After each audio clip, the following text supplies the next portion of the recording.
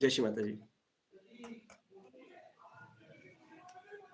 जय श्री माता जी। हीरा दीदी है? जी, आ गई जी।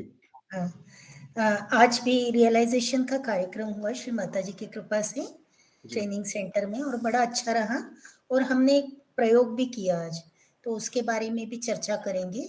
और वो काफी 15-20 मिनट में सारे नर्सिंग ऑफिसर्स थे 15, उनको बहुत अच्छी अनुभूति भी आई। और बाद में हमने जब अनुभूति आई उसके बाद दीदी ने डिटेलिंग किया चक्रों के बारे में। जैसा हम लोग ये अपने ये मंच पे भी बार बार बात कर रहे हैं ना कि शुरू में हम भूमिका बनाएंगे, उसके बाद सटल सिस्टम सूक्ष्म तंत्र के बारे में, केवल नाड़ियों के बारे में, इड़ा पिंगला सुषुम्ना और के बारे में बात करेंगे, कुंडलिनी शक्ति के बारे में बात करेंगे, और आत्म साक्षात्कार के बारे में बात करके अनुभूति पे ले जाएंगे। और बार बार हम लोग ये बात पे ये कर रहे हैं, स्ट्रेस दे रहे हैं, जोर दे रहे हैं कि ये इसमें हमें जब भी जागृति होती है तो हमें अपने चेतना पर उसका महसूस होगा। तो ये अनुभूति वाली बात पे हम लोग बहुत स्ट्रेस दे रहे हैं। तो कुछ प्रश्न उत्तर फॉर्म में हमने एक डेवलप किया है, सोचा है कि थोड़ी और क्लैरिटी हो जाएगी ये मंच पे। सब लोग थोड़ा सा मैं दीदी को प्रश्न पूछूंगी और उसके उत्तर में दीदी बताएंगी, तो और ज्यादा क्लैरिटी हो जाएगी सबको। तो जो मैं दीदी, जय श्री माता जी दीदी। जय श्री माता जी सबको, आप सबको जय श्री माता जी।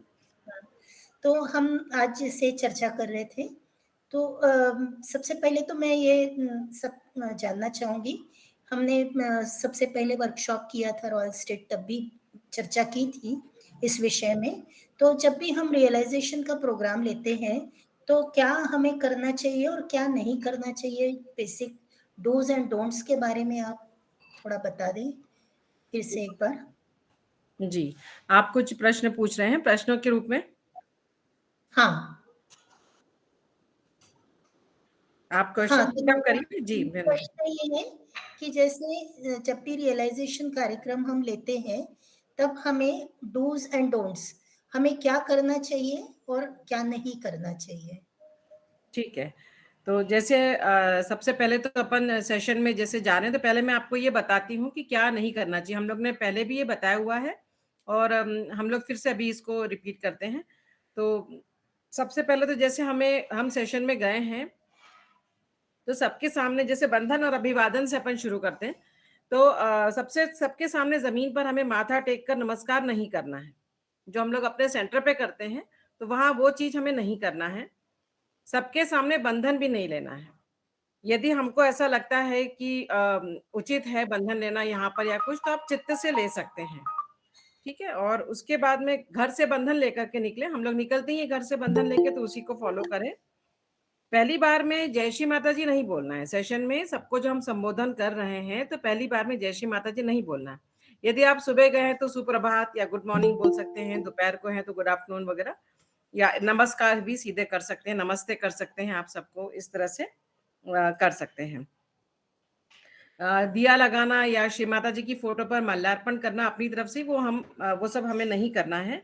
यदि किसी संस्था ने आपको बुलाया है और आपको दीप प्रज्वलन करने के लिए बुला रहे हैं या उस तरह का कुछ आयोजन हो रहा है, तो वो अवश्य आप कर सकते हैं। तो स्मिता दीदी, ये बंधन शुरू में जो अपने को बंधन अभिवादन जिस तरह से वो करना है, उसके बारे में ये थोड़ा सा था। कहने का मतलब ये है कि हमें सामान्य जन जैसा ही बिहेव करना है। हम लोग एक नॉर्मल पर्सन ही हैं और नॉर्मली आकर के ही आप लोग को बता रहे हैं। तो हमें इस तरह से ही अपने को शो करना है, न कि हम लोग कोई विशेष रूप से अलग से कुछ, जैसे श्री माता जी ने मना किया कि स्पेशल हम लोग जैसे भगवा वस्त्र वाले हैं या इस तरह से, वो सब हमें कुछ भी नहीं शो करना। हमें अपना प्रेजेंटेशन नॉर्मल तरीके से ही शुरू करना है। तो ये पहला है। फिर आंखों के ऊपर जैसे हम आते हैं, आईज के ऊपर, तो आंखें जो हैं वो हमें ऑडियंस के ऊपर, अपनी सारी ऑडियंस के ऊपर बारी बारी से, पूरी जो बैठी हुई है उसकी तरफ अपनी दृष्टि रखना है, पूरे ऑडियंस के ऊपर ही। और आंखें हमें, जब भी हम रियलाइजेशन लेते हैं तो हमें अपनी आंखें बंद नहीं करना है। जैसे क्या होता है कि हम लोग भी ध्यान में चले जाते हैं कई बार, बहुत संतुलन में सामने जो हमारी जनता बैठी है, ऑडियंस बैठी है, वो काफ़ी संतुलन में आ गई है और हमें भी अच्छे वाइब्रेशंस फ़ील होते हैं, तो हम लोग स्वतः ही ध्यान में चले जाते हैं और हम स्वयं आँखें बंद कर लेते हैं। तो वो हमें नहीं करना है, हमें रिलैक्सेशन सेशन में पूरे समय आँखें खोल के रखना है, देखना है सबको, भले उनको आँखें बंद करके ही करवाना है। सामने वाले जो व्यक्ति हैं वो उन्हें ये पहले आप एक्सप्लेन कर दीजिए और फिर आप कहिए कि हम सारी प्रोसेस आँख बंद करके करेंगे, क्योंकि आँख बंद करने से आपका चित्त आपके अंदर रहता है। तो इस तरह से हमें वो करना है और एक जैसी आवाज़ में बोलना है। जैसे अमित भैया ने पहले भी बताया हुआ है कि कई बार क्या होता है कि हम लोग बोलना शुरू करते हैं, फिर जैसे-जैसे हमें अच्छी अनुभूति खुद को भी होती है, जो ले रहा है, उसको भी अनुभूति बहुत अच्छी होने लग जाती है। तो हमारी आवाज़ धीरे-धीरे, धीरे-धीरे कम होने लग जाती है। तो पिच जो आवाज़ का है वो कम होने लग जाता है। तो वो नहीं करना, हमें एक जैसी आवाज़ में पूर्ण आत्मविश्वास से अच्छे से खड़े होकर के पूर्ण आत्मविश्वास से हमें अपनी बात रखनी है। और जैसे आँखें हमें इसलिए खोल के रखना है कि हम देख सकें ऑडियंस क्या कर रही है और बाय चांस कभी इस समय कोई गलत कर रहा हो तो आप उसको वहीं से ही बोल दीजिए कि आप अपना हाथ ऐसे रख लीजिए। तो उस तरह से हम कर सकते हैं किसी को करेक्ट। अदरवाइज़ जो पहले ही बताया गया है वो पहले ही आप सारी स्टेप्स बता दें या अगर प्रेज़ेंटेशन आपका है तो प्रेज़ेंटेशन में आप स्टेप्स बता दें, इस तरह से करना है और एक व्यक्ति को सामने खड़ा कर दें और उनको पहले ही बता दें कि यदि किसी को समझ में ना आए तो आँख खोल करके इस व्यक्ति को देख सकते हैं। ये जो सहजी इन्हें देख सकते हैं और उसके अनुसार प्रोसेस कर सकते हैं। तो इस दीदी कई बार ये देखा जाता है कि जी। हम लोग ग्रुप में जाते हैं तो कई बार दूसरे सहजी भाई बहन जो है वो जाके करेक्ट करने लग जाते कि ऐसा हाँ, हाथ नहीं रखना, ये हाँ, नहीं करना। हाँ, हाँ। तो वो हमें नहीं करना है। करेक्शन बीच-बीच में जाने से क्या होता है कि जो व्यक्ति गलत कर रहा है वो तो ठीक है, बाकी जो दूसरे जो सही कर रहे हैं, उनका चित्त भी डिस्टर्ब होता है। तो कई बार उनको जो फीलिंग आने वाली रहती है वो डिस्टर्ब हो जाती है। तो हमें करेक्ट नहीं करना है और जो होना है वो होने दीजिए। वहीं से आप एक आध बार अगर उनको बोल देते हैं कि आप अपना सीधा हाथ रखिए जिससे खाना खाते हैं, 2-3 बार आप उसको एक्सप्लेन कर दीजिए। हो सकता है वो आँख खोल के वो व्यक्ति देख ले कि शायद मैं ही गलत तो नहीं कर रहा हूँ और सामने अपन एक सहजी को खड़ा रखेंगे जो जिसे देख कर के वो कर सकता है। तो वो नहीं करना है और बार-बार 1-2 बार कहने के बाद बहुत बार भी रिपीट नहीं करना है। 1-2 बार कहने के बाद में भी यदि वो गलती करे जा रहे हैं तो उससे भी कोई फ़र्क नहीं पड़ने वाला। पहली बार में अनुभूति हो जाती है, श्री माता जी की कृपा से सभी को, तो उसके लिए हमें बहुत चिंतित नहीं होना है, बीच-बीच में जाके करेक्शन हमें नहीं करना है। और कुछ? जैसे जैसे कई बार क्या हम लोग पहले बताते हैं कि आपको अनुभूति होगी, हाथ पे फीलिंग आएगी या ऊपर तालू भाग पे आएगी, तो जी। कई बार उनको फीलिंग नहीं आती है।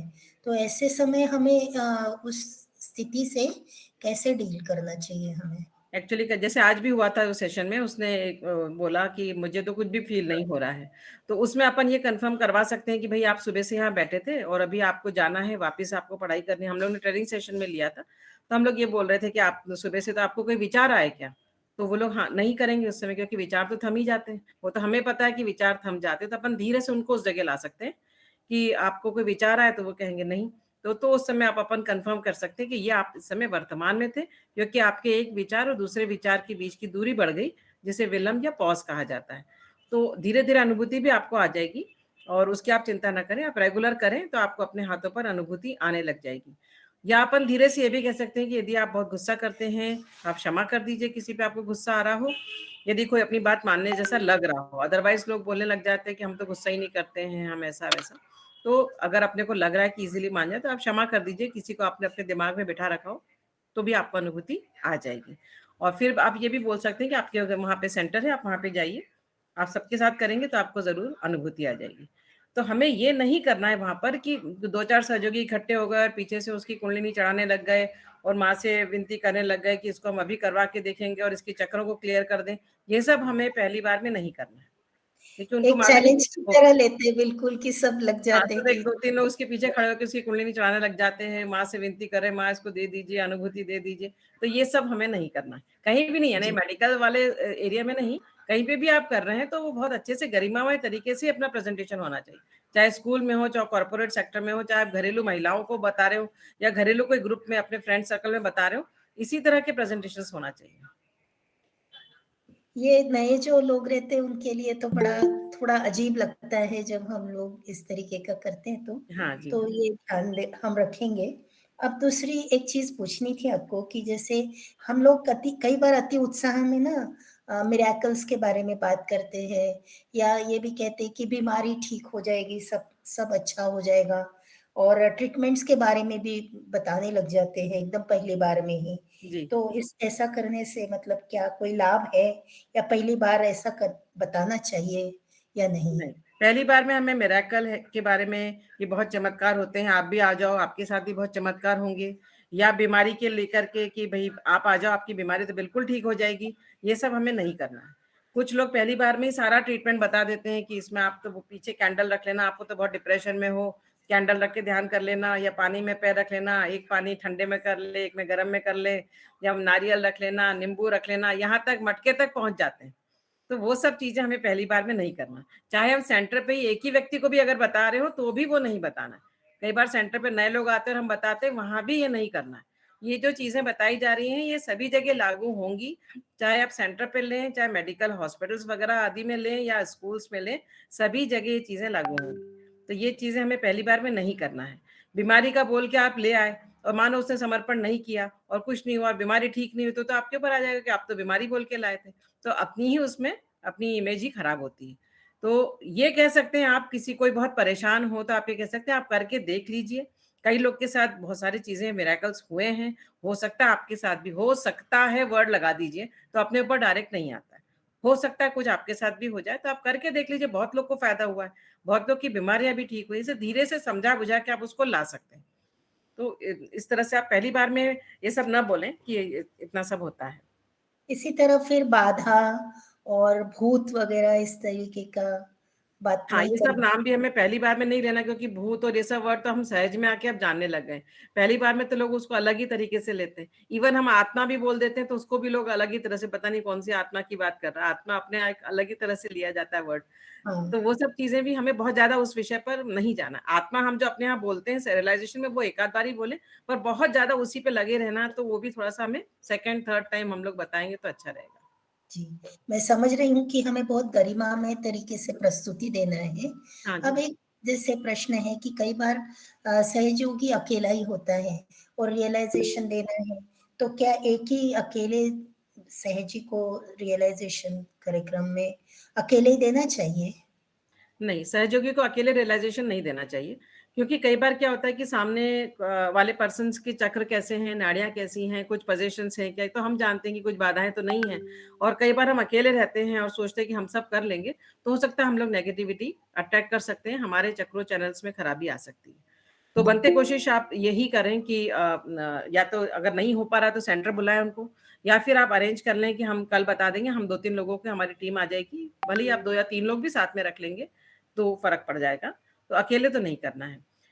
तो और एक प्रश्न ये भी आया था कि श्री माता जी की छवि का के बिना भी हम कर सकते हैं क्या? मुझसे किसी सहजी ने भी बीच में पूछा था कि कुछ लोग बोलते हैं, कुछ अच्छे ऑफ़िसर्स वग़ैरह इनका ग्रुप था, तो वो बोल रहे थे कि ये फ़ोटो-वोटो तो आप रहने दीजिए, आप तो हमको ऐसे ही बता दीजिए आप क्या करते हैं और क्या आपकी शक्ति है और क्या है। तो वो तो नहीं करना है। अगर फ़ोटो को नहीं मान रहे हैं तो ठीक है, मत करिए। सबको ल ज़रूरी नहीं कि सबको सहयोग मिलेगा। जिसकी किस्मत में होगा उसको ही मिलता है। तो अपने को फ़ोर्सफुली किसी को नहीं करना, नहीं मान रहे हैं तो ठीक है। लेकिन बिना श्री माता जी की छवि के और अकेले ये काम नहीं करना है। और वो मतलब हो सकता है अनुभूति भी इतनी अच्छी नहीं हो, हाँ, अकेले में तो क्योंकि फिर नहीं आएगी अनुभूति। समझा सकते हैं अपन उनको, ये कर सकते हैं। अ, ब अकेले में आप समझाना चाहें तो समझा सकते हैं, लेकिन रियलाइज़ेशन का जो प्रोग्राम है, जो अपन देते हैं रियलाइज़ेशन, वो अपने को मिलके करना है। 2-3 लोगों के साथ ग्रुप में करें। और वैसे भी जी, रियलाइज़ेशन सेशन में तो देव और गण उपस्थित रहते हैं, तो उन सबका भी अपन साथ में रहते ही हैं। तो लेकिन फिर भी आप 2-3 लोगों के साथ मिलके ही करें। मतलब उचित यही रहेगा कि हम श्री माता जी का फ़ोटो रखें और 2-3 कम से कम सहयोगी हो, हाँ। तब हम लोग करें इसको। इस आजकल बात तो का मोबाइल सबके पास रहते हैं, तो अगर कोई ये नहीं ले गया, स्टैंडी है या चार्ट नहीं है, तो मोबाइल में भी आप श्री माता जी की छवि लगा के रियलाइज़ेशन दे सकते हैं। मानो कोई पार्क में आपको मिल गया, आपके पास कुछ भी नहीं है और उसने जानना चाहा आपसे, तो आप मोबाइल थोड़े लंबे समय के लिए मोबाइल में आप चित्र रख लीजिए और सामने रख के और आप अच्छे से रियलाइज़ेशन दे सकते हैं, ऐसा भी किया गया है, तो वो मान्य है। लेकिन वही है कि 2-3-4 लोग मिल के करें। दीदी जैसे सहज संस्कृति में अपना कल्चर में श्री माता जी ने भारतीय संस्कृति को बहुत बढ़ावा दिया है, और जिसमें वस्त्र परिधान कैसे हो, ये भी एक महत्वपूर्ण हिस्सा है, हमारा व्यक्तित्व रिफ्लेक्ट हो रहा है एक सहयोगी का। तो हाँ, जब हाँ। भी हम लोग रियलाइजेशन देने जा रहे हैं, चाहे सहयोगी भाई-बहन जा रहे हैं, तो उनको अपना परिधान कैसे रखना चाहिए?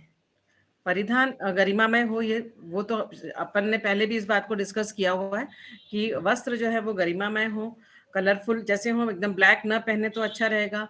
एकदम सफेद झक वस्त्र पहन के भी बिल्कुल जैसे महिलाएं चली जाएं तो वो भी नहीं अच्छा लगेगा, जैसे राजयोग वाली या इस तरह की आती हैं, तो वो भी हमें नहीं करना है। पुरुषों का कुर्ता पजामा ये तो चल सकता है, बाकी महिलाओं के लिए विशेष तौर पे ध्यान दिया जाता है।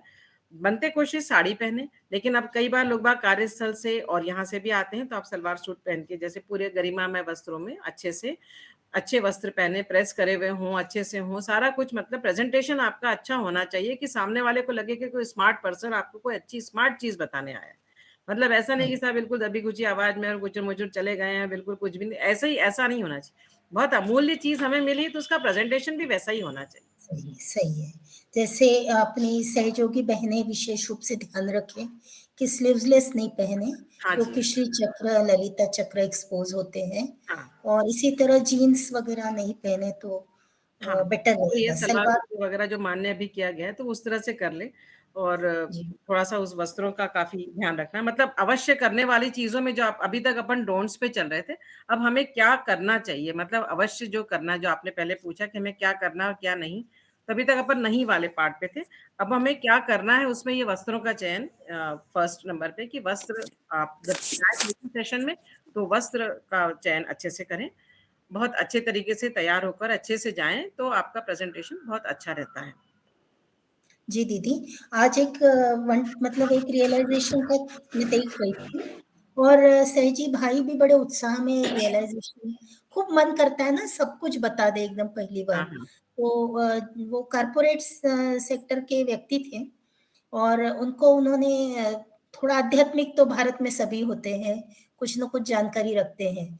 तो शुरुआत में ही चक्र नाड़ी, और ये भी बताया कि माँ ने सहस्त्रार खोला। तो हाँ, हाँ। एक बम्बार्ड हुआ दूसरा प्रश्न कि सहस्त्रार खोलने का क्या बेनिफिट है? तो हाँ, वो हाँ। जो रियलाइज़ेशन का जो मुख्य प्रमुख हमारा उद्देश्य रहता है ना, उससे हटके हम लोग उसमें चले जाते, वो चीज़ को एक्सप्लेन करने में। मतलब उनकी क्वेरीज़ तो रहती हैं, हाँ, लेकिन हाँ। हमारा जो फर्स्ट रियलाइज़ेशन का पार्ट है, वो साइड ट्रैक हो जाता है और अन्य चर्चा में हम लोग लग दूसरी जाते चर्चा हैं। ज़्यादा हो जाती है। तो वो अभी भैया से बात हुई है, वो एक सेशन हम लोग कल अपन लेंगे, उसमें ये अपन ये बताने वाले हैं कि किस तरह के प्रश्न आते हैं और उनका हम किस तरह से समाधान दें।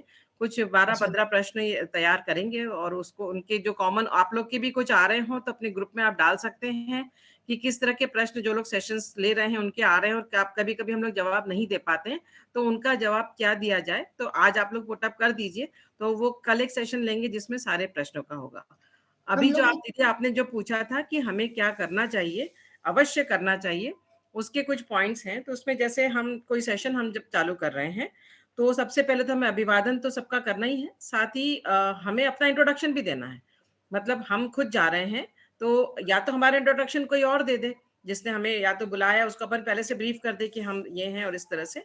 और या फिर हम स्वयं अगर किसी ने नहीं दिया है, तो आप स्वयं अपना परिचय दे दीजिए।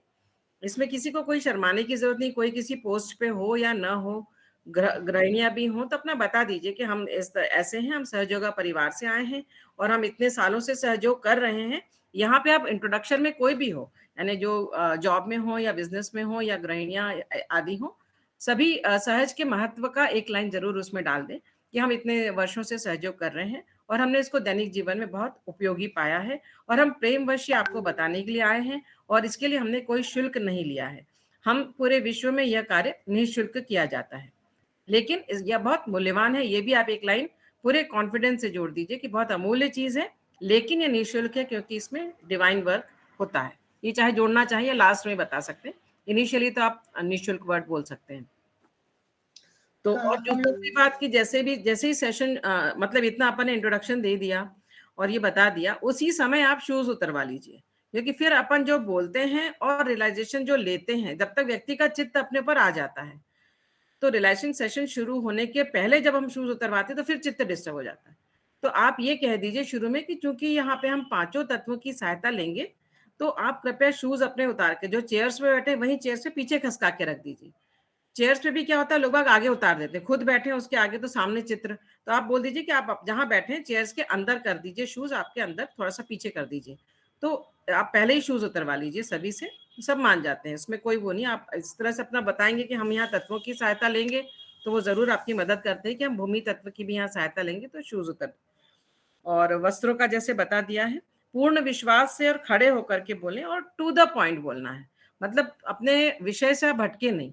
जैसा कि अभी दीदी ने बताया कि वो सीधे उस पे आ गए कि सहस्त्रार खोला था, तो हमें ये सब चीजें पहले से ही नोट करना पड़ेगी कि हमें क्या बोलना है और क्या नहीं बोलना। अब सहस्त्रार वर्ड से तो हम सहजयोगी वाकिफ है, किसी और को नहीं मालूम है कि सहस्त्रार क्या होता है, न किसी को इतना ज्ञान है, अनलेस थोड़ा किसी को आयुर्वेद का ज्ञान होगा तो वो जरूर उसमें आपको सहमत हो जाएगा, पर मेडिकल साइड तो बहुत मुझे नहीं लगता कि कोई एकदम सहस्त्रार के बारे में जानता होगा, तो वो उस तरह से तो ये चीजें हमें अवश्य करने में आएंगी कि हमने इनिशियल जो हमारा इंट्रोडक्शन से लेकर के वस्त्रों का चयन और ये सारी चीजें हमें रखना है। शूज और मोबाइल साइलेंट के लिए भी आप उसी समय बोल दीजिए, जब आप शूज उतरवाएंगे जब भी आप बोल दीजिए कि सिर्फ 10 मिनट लगेंगे, 5 से 10 मिनट उसके लिए आप अपना मोबाइल साइलेंट पे कर दीजिए या उसको बंद ही कर दीजिए, ये भी आप पहले बोल दीजिए। ये भी बोलिए कि अगर आप वाइब्रेशंस पे रखते हैं तो उसकी आवाज से सामने वाले आसपास लोगों का चित्त भटकता है और आपका भी भटकेगा, तो आप प्लीज 10 मिनट करिए, आपके साथ ही रहने की स्थिति, तो आपको बहुत अच्छी अनुभूति होगी। अनुभूति आप बता चुके हैं पहले आपके इंट्रोडक्शन में कि आपको अनुभूति होगी, तो आप इससे इससे वो सहमत होंगे और वो अपना मोबाइल साइलेंट पे कर लेंगे। लास्ट में जब आपने रियलाइजेशन सेशन ले लिया, वो भी हम एक बात बीच में रियलाइजेशन के बारे में भी बताएंगे कभी आगे कल या कुछ, लेकिन जब आपने रियलाइजेशन सेशन ले लिया उसके बाद में आप सबसे पूछें जरूर कि आपको अनुभूति हुई क्या, कैसी अनुभूति हुई, मानसिक शांति लगी। कुछ लोग अनुभूति में थोड़ा सा डिलेमा में आ जाते हैं कि पता नहीं ये अनुभूति थी या क्या थी, तो आप ये पूछिए कि मानसिक शांति मिली, तो उसमें सभी लोग काफी लोग से रहलाते हैं। विचार थमे, वहां पे फिर और लोग एग्री होंगे। फिर आप ये भी बता दीजिए कि कलेक्टिव मेडिटेशन हमारे यहाँ जरूरी है और सप्ताह में एक बार होता है, हम सब एक साथ एक चक्र एक चैनल पे ध्यान करते हैं, तो हमें हमारे अंदर क्लियरेंस होता है और हम कई सारे डिजीजेस से भी बचे रहते हैं, कई हमारी बाधाएं रहती हैं उनसे वो भी छूटती हैं जब हम भी एक साथ ध्यान करते हैं। तो कलेक्टिव मेडिटेशन के बारे में एक वर्ड बोल दीजिए कि सप्ताह में एक बार हम लोग कलेक्टिव मेडिटेशन सामूहिकता को अटेंड करते हैं। सेंटर एड्रेस बताइए आपका कि सेंटर हमारे यहाँ पे इसे चलते हैं, यहाँ पे ऐसे ये समय है और इस समय पे यहाँ पे बताया जाता है, नए लोग को बताया जाता है, ये आप उस समय बता दीजिए सेशन के एंड में। पैम्पलेट्स या परिचय पुस्तिका आप दे सकते हैं, यदि कोई सम्मान से परिचय पुस्तिका लेना चाहता है तो आप बता दीजिए कि इसमें श्री माता जी की छवि है। यदि आप कोई ऐसा व्यक्ति जो आपको नहीं मिलने वाला, जैसे आज इंदौर में जैसे हमने करा, कोई झाबुआ से आया था, कोई अलीराजपुर से आया था, तो उनको वो कहाँ जाएंगी क्या, तो उनको आप जैसे पूछ सकते हैं कि आप अच्छे से रखेंगे तो हम आपको ये दे सकते हैं। नहीं तो ये पैम्पलेट है, इसमें इसके बारे में लाभ आदि के बारे में लिखा है, एड्रेसेस लिखे हैं, इस तरह से आप उनको कर सकते हैं। निःशुल्क बात पे पुनः जोड़ दें, जब आपका सेशन हो जाए पुनः जोड़ दें कि यह निःशुल्क है और पूरे विश्व में 120 से ज्यादा कंट्रीज में ये इसकी प्रैक्टिस की जा रही है। और अगर आपको हाथों में फीलिंग आई है, हल्का सा फ्लो, तो उसे वाइब्रेशंस बोला जाता है, चेतन लहरियां, जिनमें बहुत हीलिंग पावर रहती है और उससे कई सारी बीमारियां ठीक होती हैं। उनके मोबाइल नंबर भी नोट कर सकते हैं आप सेशन के एंड में, ताकि कभी आपको कोई ग्रुप बनाना हो, उनको कुछ इन्फॉर्मेशन देनी हो, तो वो एक रजिस्टर बना लीजिए, उसमें नंबर नोट कर लीजिए। टोल फ्री नंबर उनको बता सकते हैं। ऑनलाइन मेडिटेशन की लिंक भी उनको दे सकते हैं कि नए लोग के लिए भी इसमें आता है, जो थोड़े उत्साहित होते हैं, ज्यादा जागरूक अपने को मतलब रहते हैं, उनको आप बता सकते हैं कि आप ये इसमें ऑनलाइन मेडिटेशन आप इस तरह से कर सकते हैं। और जैसा दीदी ने बताया कि हम लोग सेशन के बाद में भी, यदि हमने पहले अगर लेफ्ट या राइट चैनल के बारे में थोड़ा सा एक दो लाइन बताई है, तो हम लोग सेशन के बाद में यदि पब्लिक बैठी हुई है और बहुत इंटरेस्ट से सुन रही है, तो फिर आप उनको लेफ्ट चैनल इस तरह से होती है कि इस तरह से उसमें लेफ्ट साइडेड पर्सनैलिटी बताई है श्री माता जी ने, राइट साइडेड पर्सनैलिटी बताई है, और कुछ कुछ डिजीजेस या बीमारियों के नाम लेकर के आप उन्हें, यदि आपको अच्छे से कॉन्फिडेंस है तो आप उसको पूरा थोड़ा सा उसके बारे में बता सकते हैं कि इस तरह से डिजीजेस ऐसे होती हैं और ये ऐसे क्लियर होती हैं। अगली जो पॉइंट है कि हमें जो करना है वास्तव में, हमें विनम्र रहना है, विनम्रता जरूर, हम्बलनेस हमें वहां पे दिखानी होगी।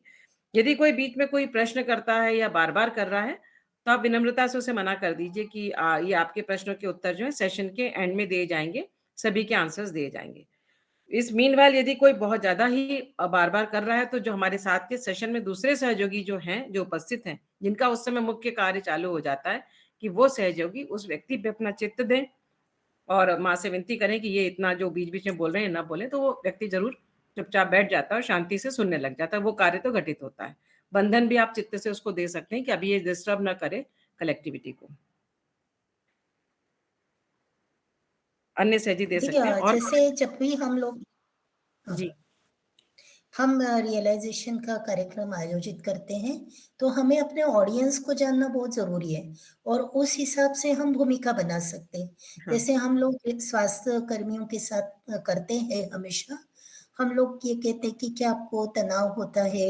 और आज तो उन्होंने बहुत मैंने कहा आपको क्या-क्या होता है? तो उन्होंने स्फूर्त तरीके से बहुत सारे पार्टिसिपेशन हो गया कि हम देर तक सो नहीं पाते, विचार चलते, गुस्सा आता है। इस तरीके के उनके काफ़ी वो इंटरैक्टिव थे। तो हम लोग क्या आप फिर से एक बार बताएँगे कि हम अलग-अलग विभिन्न भूमिकाएँ, किस तरीके से हम लोग भूमिका बना सकते हैं अपने सहयोग ध्यान के लिए? जी, वो मैं बताती हूँ। बाकी जैसे अपना 1-2 पॉइंट उसमें ही रह गए थे कि जैसे अपने विषय से संबंधित प्रश्नों की जैसे अभी आपने पहले बताया था, तो अपने विषय से संबंधित प्रश्नों के उत्तर ही आप आस-पास घुमाएँ। यानी अगर आपको कुछ उनसे उगलवाना है तो आपको जो आता है उसी से संबंधित ही कोई प्रश्न आप ही पूछ सकते हैं और फिर आप ही उसका आंसर दे सकते हैं। लेकिन उनको जो आता है उससे रिलेटेड उस वाले विषय में आप लोग ना जाएँ। मेडिकल से रिलेटेड या कोई उस विषय में या कहीं किसी और भी जगह पे क्योंकि आजकल सब लोग गूगल पे जाकर के बहुत ज़्यादा मेडिकल के बारे में जानते हैं, जो मेडिकल वाले नहीं हैं वो भी।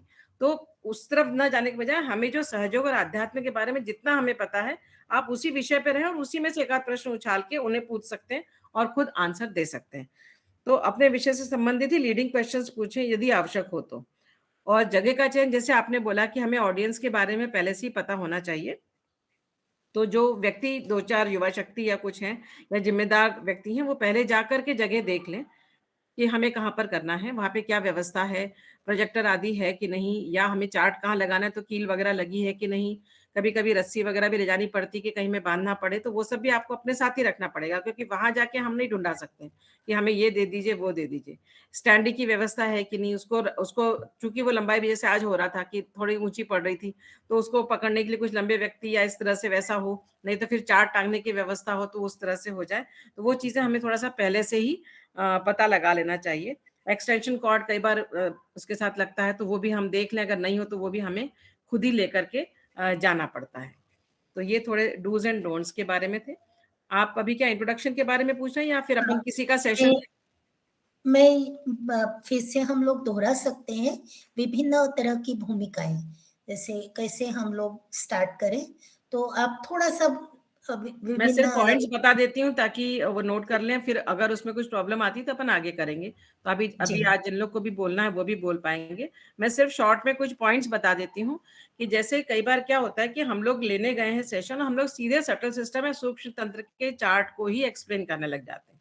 तो सूक्ष्म तंत्र के चार्ट को एक्सप्लेन करने के पहले हमें भूमिका बनानी पड़ेगी, प्रस्तावना रखना पड़ेगी 5-7 मिनट की, फिर हम उस चार्ट पर आएँ। एक और बात मैं आपसे क्षमा चाहते हुए बोलूँगी कि कई लोग सटल सिस्टम को सबटल सिस्टम बोलते हैं। उसमें बी साइलेंट है, उसका प्रोनंसिएशन सटल है। वो सटल है, उसमें बी नहीं लगाना, तो सबटल सिस्टम नहीं है वो, सटल सिस्टम है। यदि इंग्लिश में नहीं बोलना हो तो आप उसको सूक्ष्म तंत्र हिंदी में ही बोलें, है ना? तो उससे फिर इंप्रेशन खराब गिरता है कि हमें नहीं पता है कि इसका प्रोनंसिएशन क्या है।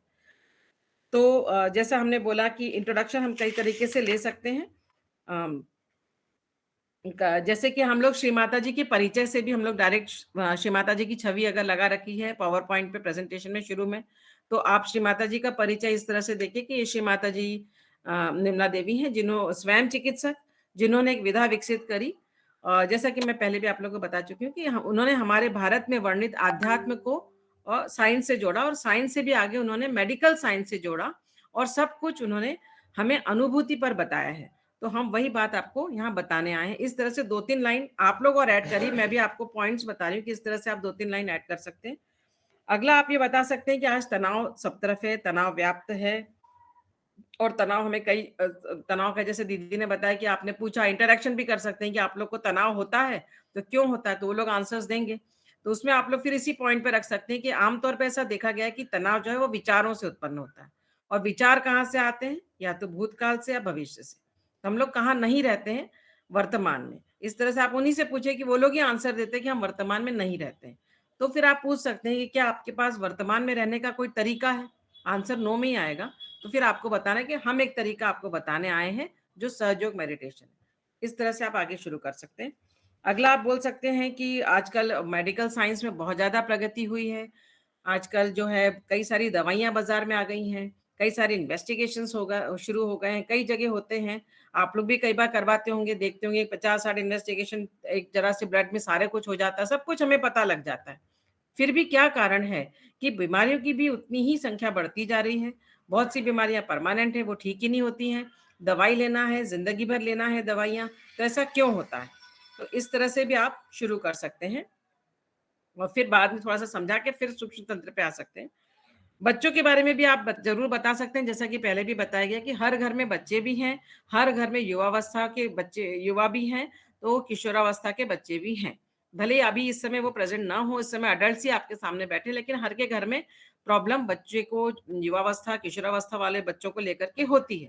तो यहाँ पे आप एक बात ये भी कर सकते हैं कि बच्चों का कई बार पढ़ाई में मन नहीं लगता है या कॉन्सन्ट्रेट नहीं कर पाते हैं, जल्दी भूल जाते हैं या चिड़-चिड़ करते हैं, तो उनमें भी उनके भी कई सारे कारण हैं, वो भी हम आपको यहाँ बताएँगे। इसी तरह से जो आपके घर में कुछ बड़े बच्चे हैं जो करियर मेकिंग एज में हैं या आपसे गुस्सा करते हैं, उनकी हैबिट्स युवावस्था में आप थोड़े इस पॉइंट पे भी बोल सकते हैं कि आज का जो युवा वर्ग है वो भ्रमित-सा है, वो धर्म को लेके भी भ्रमित है और इसलिए वो ड्रग्स और अल्कोहल और स्मोकिंग इस तरफ मुड़ जाता है। इन सब से हमारे समाज के कई प्रबुद्ध वर्ग इससे परेशान हैं। ये सब भी आप इस तरह से भी कुछ पॉइंट्स तनाव से रिलेटेड चीज़ों में डाल सकते हैं।